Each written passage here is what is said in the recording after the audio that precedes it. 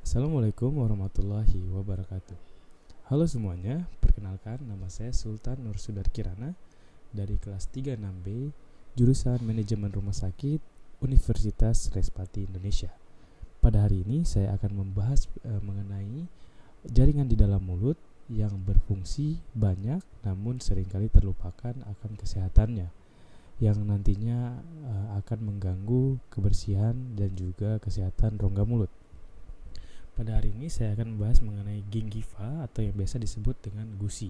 Di dalam rongga mulut tidak hanya gigi yang harus kita jaga, namun terdapat beberapa jaringan lain yang memiliki fungsi dan juga kegunaan yang nantinya apabila sakit maka terganggulah sistem di dalam rongga mulut.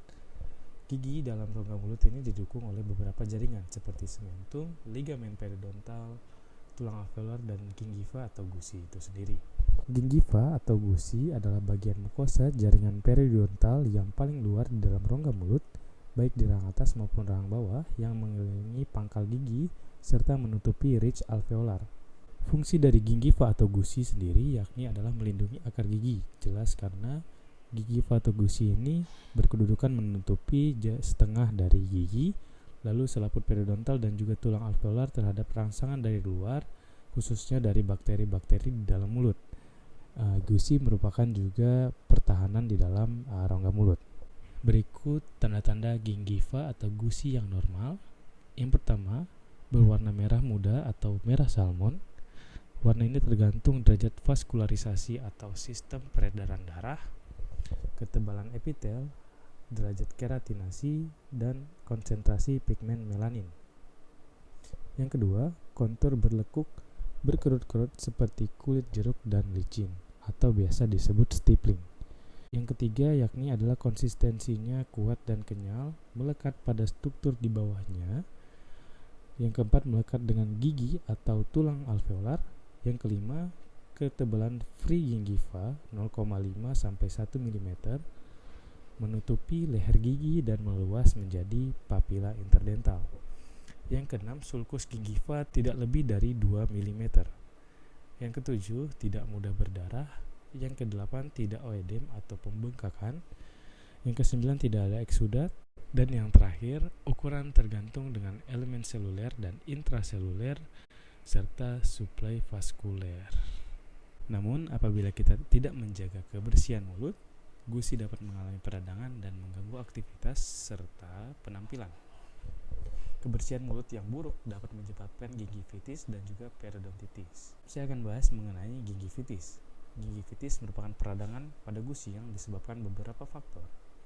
Namun, faktor yang paling utama atau faktor yang paling sering terjadi pada masyarakat yakni adalah plaque induced. Berikut gambar dari gingivitis plaque induced. Dapat dilihat di sini terdapat kalkulus atau karang gigi, yakni adalah plaque yang termineralisasi.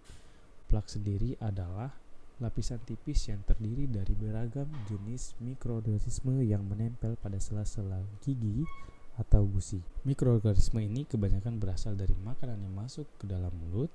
Saat kita makan tanpa pembersihan yang optimal dapat menjadi tumpukan. Tumpukan di sini lama-lama akan mengeras dan berubah menjadi karang gigi. Setelah kita membahas mengenai plaque induced, bagaimana cara mencegah dari terjadinya gingivitis yang disebabkan oleh plaque?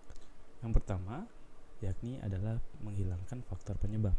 Faktor penyebab di sini adalah plaque, maka dapat disimpulkan yang pertama kita lakukan yakni adalah menghilangkan plaque dan kalkulus. Tata laksananya bisa dengan cara scaling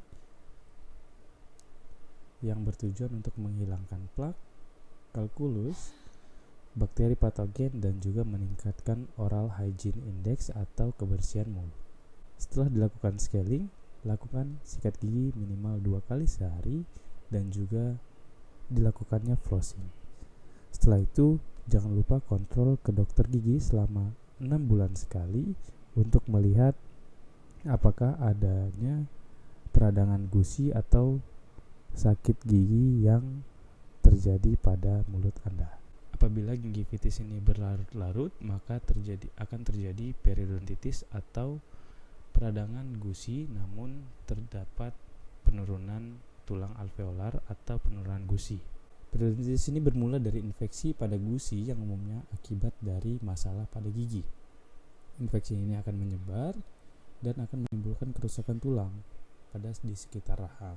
Dengan kata lain, periodontitis merupakan dampak buruk dari gingivitis yang tidak disembuhkan.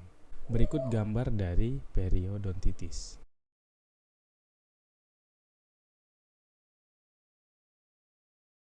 Perbedaan dari periodontitis dengan gingivitis yakni adalah penurunan tulang dan kehilangannya perlekatan dari jaringan pendukung pada gigi.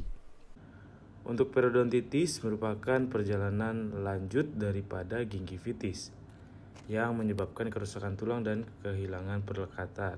Periodontitis dibagi menjadi dua, periodontitis kronis dan juga agresif. Periodontitis kronis umumnya terjadi pada orang dewasa berusia lebih dari 35 tahun dan tidak ada rasa sakit.